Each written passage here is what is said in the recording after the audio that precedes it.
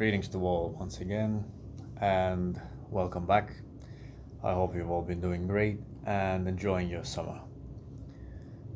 I wanted to return and touch up again upon the latest continuous ritual, which took place around last week with the winds of plague of Gamaliel, and it was revolving basically around Lilith and the womb of transformation.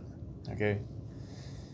There have been numerous talks and discussions about that topic actually, and most of you more or less are familiar with the spirit, its attributes, and pretty much most of its duties, its placements, etc. Okay, so I'm not gonna get too deep into analyzing who that spirit is.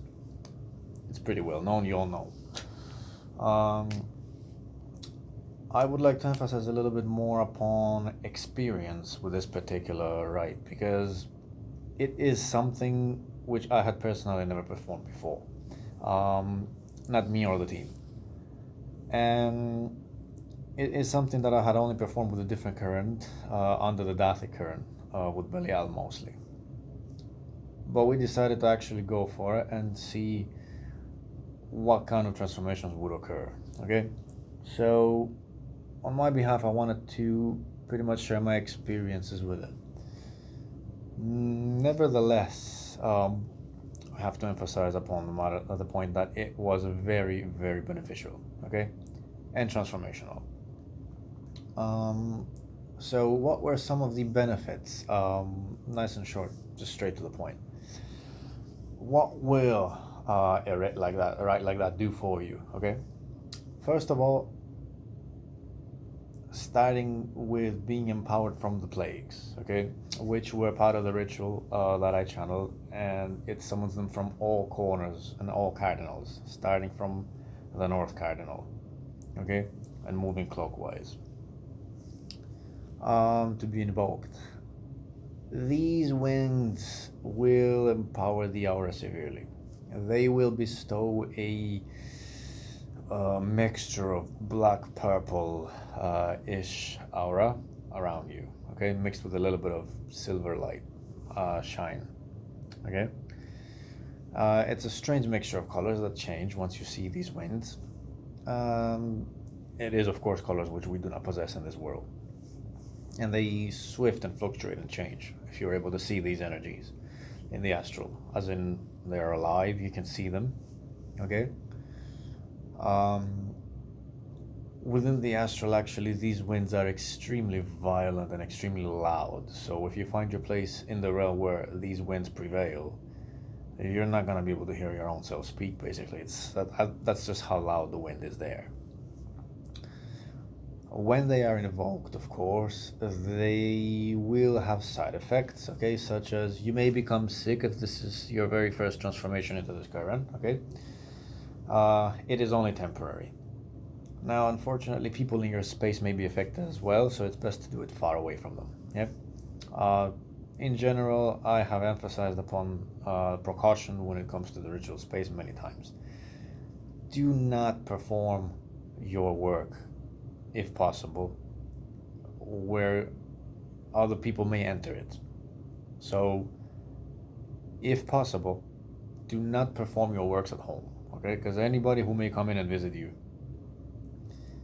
anybody who may live with you, will be affected. Anybody who shares your space long term will be affected way harder than someone who visits you.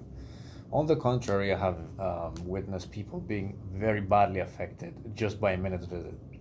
Okay, and these side effects carry on even weeks down the line. Okay, it really depends upon the person, their soul attributes, aura thickness, intensity of the work, and length of time that you've been performing them, yada yada yada. Okay, but it's more or less like entering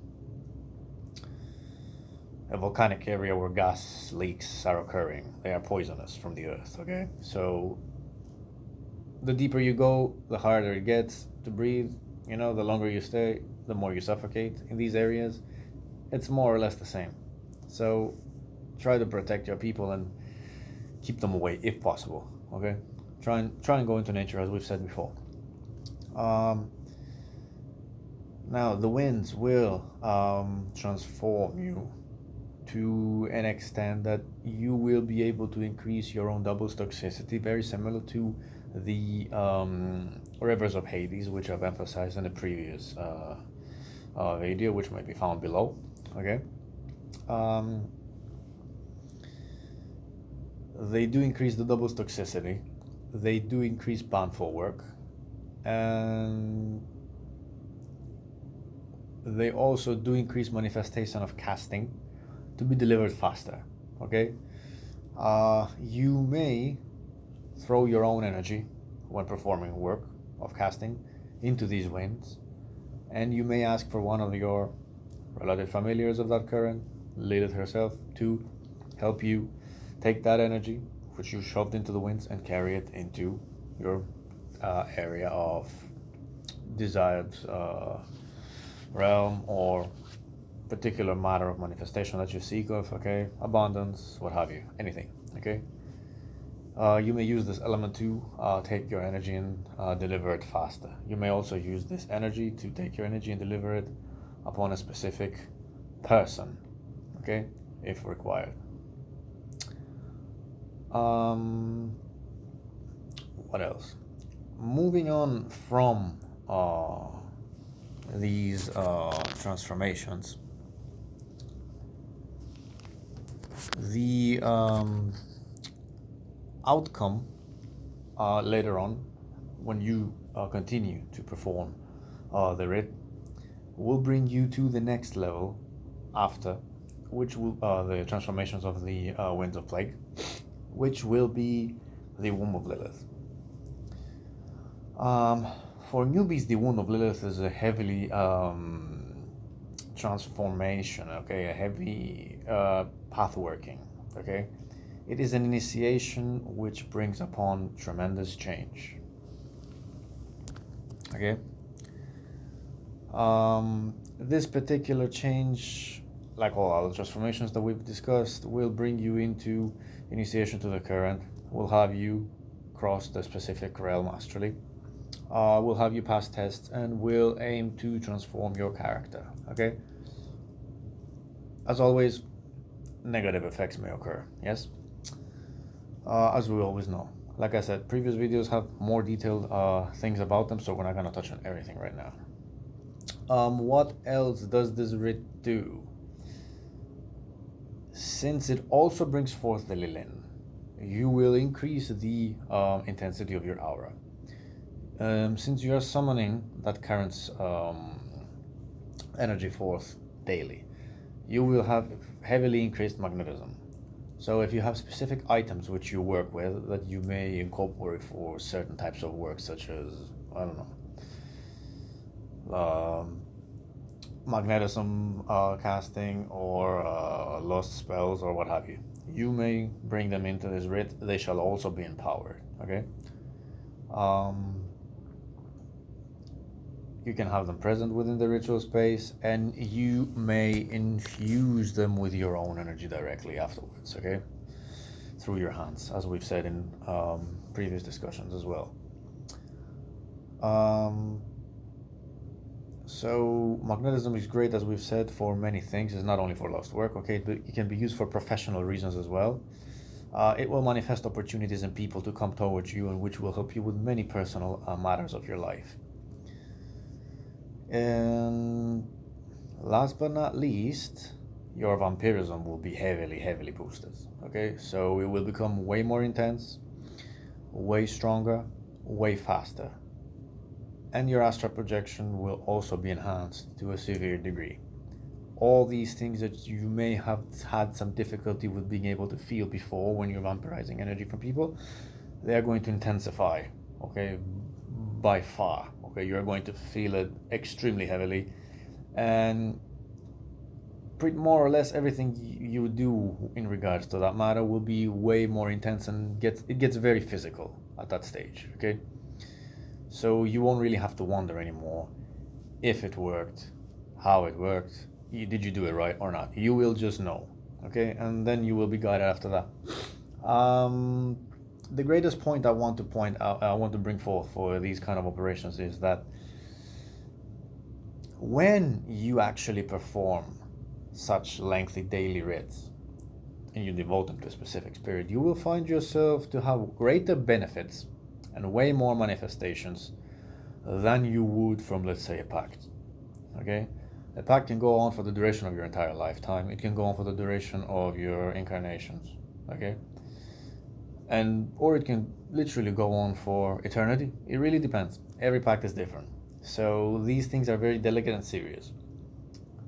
You'll have way more benefits from performing such rites, and without making any affirmations or expectations at all, you will see that you will start to receive way more instead of, I don't know, like we said, making a formal pact or making a short-term deal or what have you. Okay, so I would suggest that if possible, each and every month you take about a 7-day rite, okay, a 9-day rite, a 33 or 44-day rite. Numerology is always at hand. Check out the numbers of the specific spirit that you are dealing with and seed sacred numbers, and then you can take it from there. If you stick to it, you will see the transformations and the changes happen rapidly, and this is a very quick way to actually be ahead of the game in your practice. I mean, it can make up for years of practice if you do it often.